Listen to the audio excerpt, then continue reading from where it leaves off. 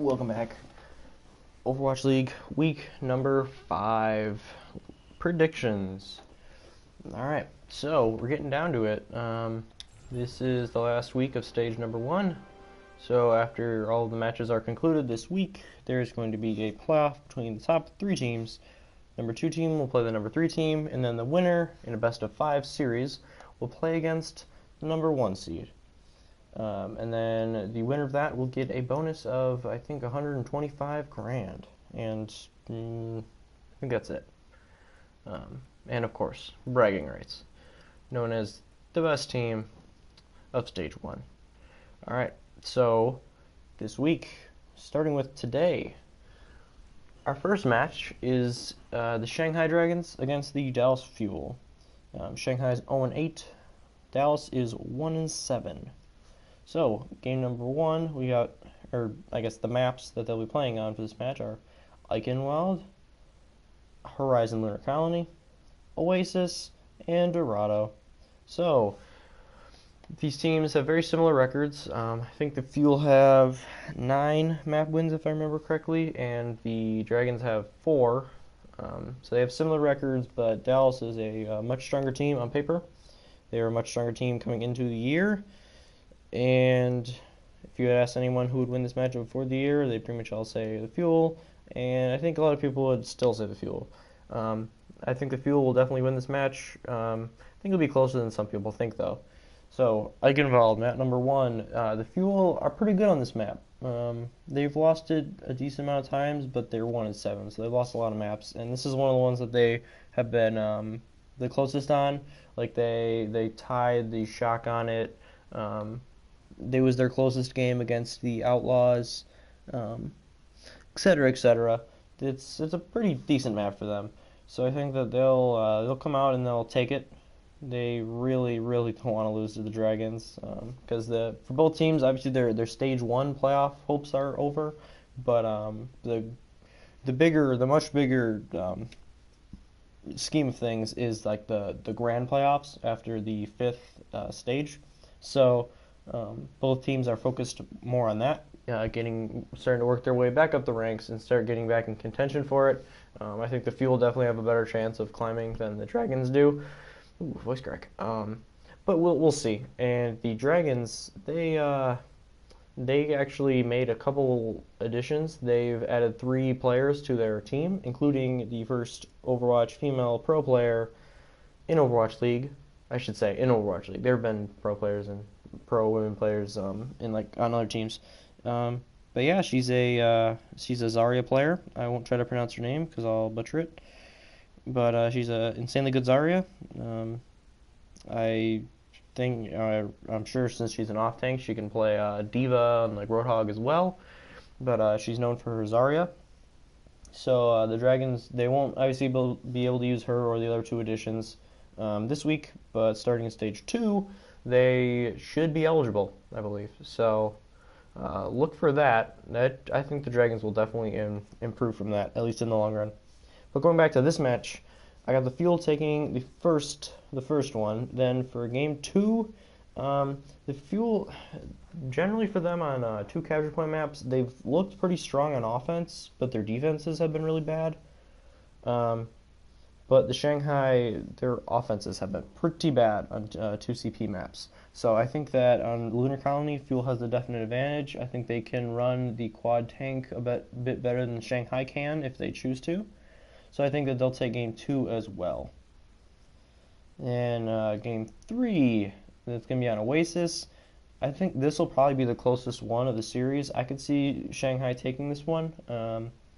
They have, in recent memory, they have like a history of coming back from 0-2 and like taking at least a map in the 3rd or 4th game. So they've shown some promise, especially on Oasis. I remember watching them against, I don't remember the team, but it was, they had Undead on the McCree, and they had Dia on the Tracer, and it was working really well. Undead was really popping off, honestly. He was getting lots of kills. So they look pretty decent on these kind of maps. Might be the Fuel's weakest game type. It's definitely one of their weaker types. They're better on Oasis than they are on Ilios, But I think Shanghai will take that one. And then on Dorado, I think the Fuel will close it out. I think they'll score the payload with a little bit of time left, and then Shanghai will get probably 2 points, but not cap the third one quite. So I got the Fuel winning this one 3-1, improving to 2-7 on the year, and hopefully that'll spur them on a little bit to improve and then come back stage 2 much stronger. I think that both of these teams, the Fuel more than the Dragons, will be positively affected by the nerfs to Mercy and Junkrat, but Mercy's the big one. The nerfs to Junkrat are pretty. They're not that big. Like, they're decent size, but not. They didn't destroy him like they destroyed Mercy. So we have in match number 2. The San Fran Shock at the LA Gladiators. So, if you had asked me this like last week, I would have said Gladiators easily, probably 4-0, if I'm completely honest.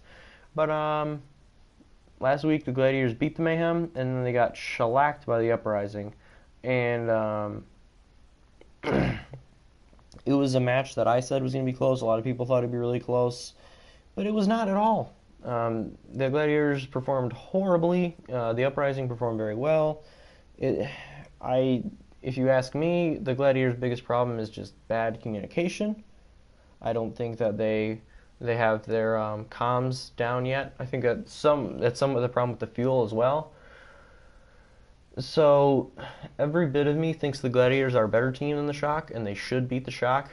But I honestly don't know. This one could go either way. I'm going to hold out hope, and I'm going to say the Gladiators.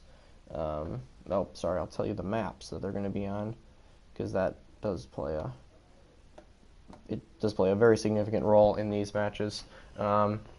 But yeah, they're both 3-5. I think the Shock have won one more map total than the Gladiators, so they have tiebreaker on them right now. So this is a very big game for the Gladiators. This is one of those where like they show whether they're a team that should separate and get to the upper part of the middle of the pack, or if they're really just a lower middle of the pack team.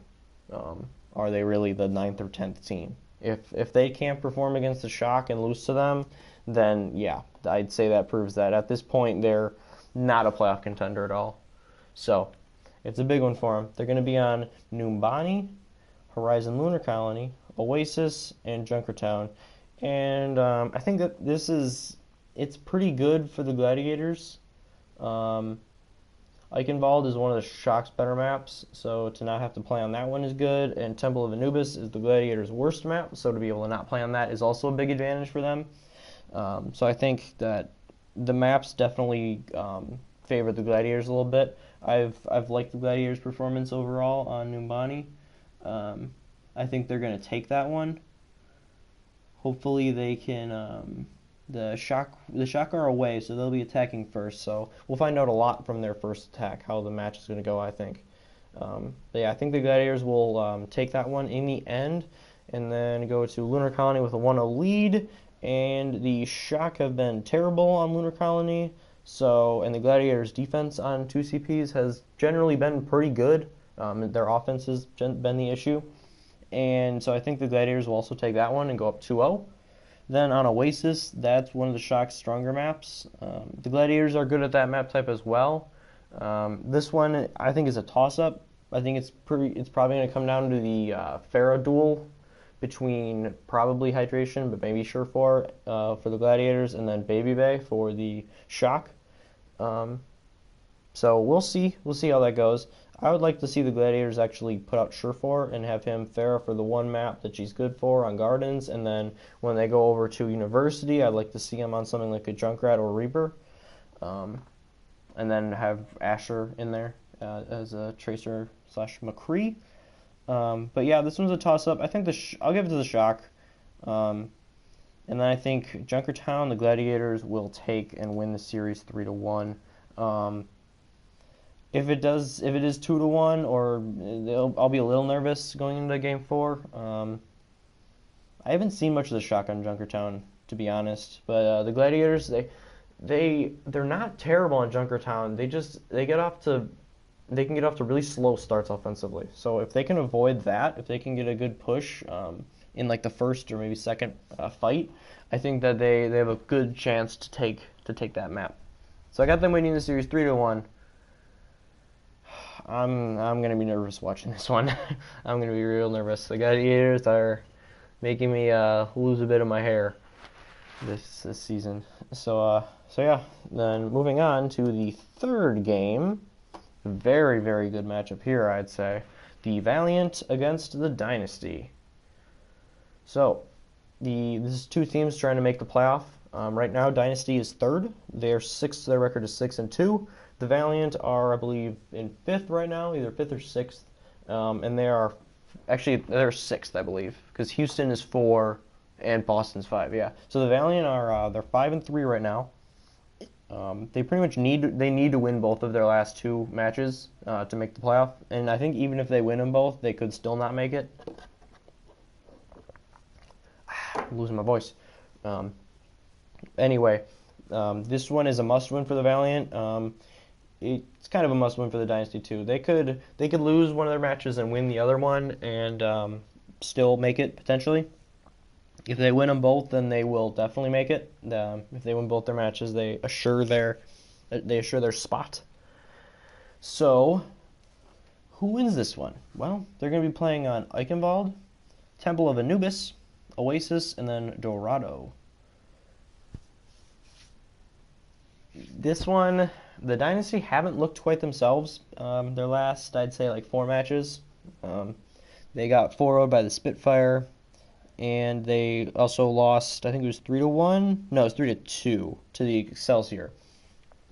But against the Spitfire, they didn't have Jaehong, who I think is their best player and the best player in the game of Overwatch right now. And the Dynasty also have, I think, the best overall DPS DPS player in the game in Fleta. He's so versatile and he's so deadly on every hero. He had a round on, I believe it was Ilios, where he had 49% direct hit accuracy as Pharah on his rockets, which is absolutely insane. It's absolutely nuts. So, anyway, sorry Valiant fans, but I, especially after seeing them get destroyed, the Valiant got 4-0'd by the Uprising last week. I just don't think the Valiant quite have the guns to take down the Dynasty. I think that they'll be close, but I think the maps favor the Dynasty, if I'm being completely honest, because I don't think there's any way they lose on Oasis on the 2CP. I think Fleta is just too good, and the team is just cohesive enough that it just won't happen. If the Valiant would take one, I think a Temple of Anubis is their best shot, and I think they will take a map. I think they'll keep a lot of them close, but I think that the Dynasty will take it in the end 3-1. One thing to watch out for, the Valiant didn't have Silk Thread, who is their primary backup DPS last week, and I think that definitely hurt them, but I don't think it was like such a huge loss that's the whole reason they lost to the Uprising. The Uprising just outplayed them, which was a shock to everyone, honestly. So we'll see how this one plays out. I got the Dynasty though, taking it 3-1. Moving on to Thursday, we got the Philadelphia Fusion matching up against the Boston Uprising. I'm excited for this one. 2 5-3 teams. I think the Fusion are 7th right now, like with tiebreakers, and the Uprising are 5th. But they're both 5-3. So whoever loses is done. They have no shot of making the playoff. Whoever wins still has a chance. They definitely wouldn't get in automatically, but they give themselves a chance. So they're going to be playing on Eichenwald, Horizon Lunar Colony, Ilios, and then Junkertown. I feel like a lot of Eichenwald and Horizon Lunar Colony this week. So, on paper, I would give this one to the Fusion. But if you've seen the Uprising, they've won their last 4 matches. They've done it convincingly in a lot of them. They destroyed the Valiant. They destroyed the Gladiators. been shocking. Honestly, it's been pretty shocking to see them do so well. Um, they've proven, I think I mentioned this last week, they've proven themselves as a team that it's not just, a lot of people say going into the season, it's Dreamcasper versus the world. Like, Dreamcasper, that should be the name of the team because it's all on him. But I think guys like Gamsu on the main tank has been extremely good. I think they said he leads the league in Primal Rage kills as Winston, which is a pretty nice stat. They have Striker, who is nutty on the Tracer, and can also play a good Widow if need be. And then they have Neko as a support. He's their Zen player. He's been really good. And Kelix has shown that he can be a very solid Mercy. And I believe he's also a good Lucio. So once the meta shifts, look to see him probably on Lucio more. Maybe Moira. For the Fusion, man, I kind of have like a weakness with the Fusion. Because I just love Shadowburn and Carpe so much as a DPS duo. I honestly think I think they're the best combo of DPS that there is, because just the combination of like how good they are and their hero pools, like having Shadowburn on the Genji and the Pharah, and then having Carpe on the Tracer, McCree, Widow.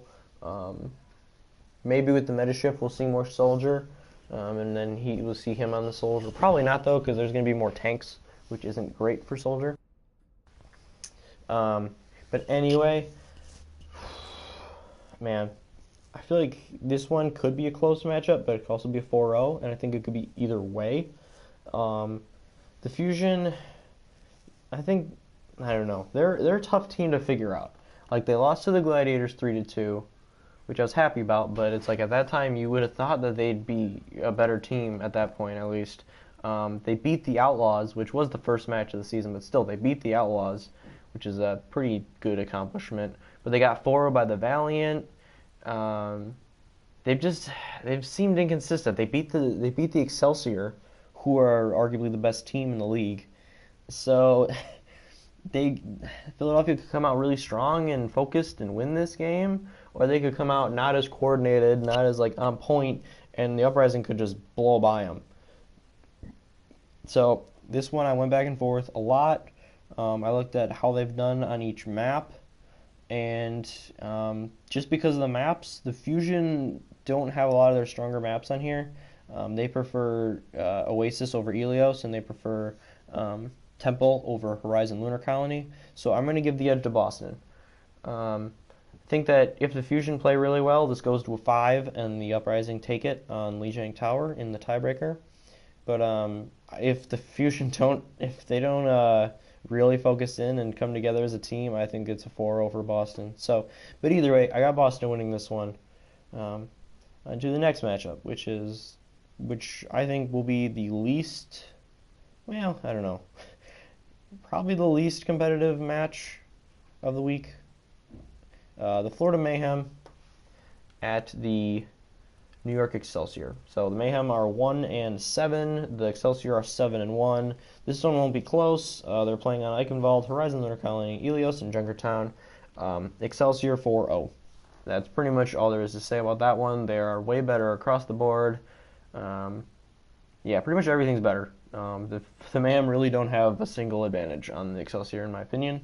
So New York will move to 8-1 and solidify. I don't think that would clinch it for them yet. Actually, I think it would. They'll go to 8-1 and clinch their playoff berth. Yeah, because a bunch of the 5-3 teams can only go 7-3. So yeah, I think they put themselves into the playoff. We don't know their seed yet, but I think they definitely win this one 4-0 and get ready for that Stage 1 playoff. Then, very interesting matchup. The last match of Thursday. London Spitfire at Houston Outlaws. Ooh. This is another one that I'm really excited for. I'm not a particular fan of either of the teams. I have a friend that's an Outlaws fan. I have a friend that's a Spitfire fan. Steven is an Outlaws fan, if you remember Steven. And then Nick, co-founder of this channel, is a fan of the Spitfire. Even though, yeah. So, I don't think they'll talk much garbage though, because they're not as competitive as some of the rest of us, and they don't pay quite as close attention. But anyway, that's not important. The maps they're going to be playing on are Eichenwald, Temple of Anubis, Oasis, and then Dorado. So this is a must-win for the Outlaws. If they lose this, they're out. They're out of the Stage 1 playoff. If they win, they're not in, but they have a shot. For the Spitfire, they're 7-1 right now. If they lose this, they could still definitely make it in. But if they win, just like the Excelsior, they can clinch their spot. Must drink more life water. All right. Outlaws, I like them on Eichenwald, actually. I think they'll take the first map. Eichenwald has looked like one of the Spitfire's weaker maps. Maybe their weakest map, if I'm honest. I've watched them play, I think, 3 times on it, and they haven't looked that impressive. So I think the Outlaws take game 1. I think on Anubis, the Spitfire draw even. Then they go to Oasis. And I think that Linkser is back. Houston's star DPS player. He didn't play last week. They went 1-1 without him. They beat the Shock and then lost to the Dynasty. So if he's back, if he's not back, they have little chance and little to no chance. But I think he's back. He was just sick. They said he had some kind of illness. So, and that was about a week ago. So hopefully he's okay now and he's ready to go. And I think that game 3, it might honestly be 3 maps of 100 to 99. I think these teams are pretty evenly matched. I give the Spitfire the edge, talent-wise, I'd say overall. But I think that the Outlaws, when they're rolling well, they have better communication and they have less like flubs than the Spitfire do. So I think the Outlaws do take game 3 actually and take a 2-1 lead, and then the Spitfire will equalize in game 4 and take it. So they'll go to a decisive game 5.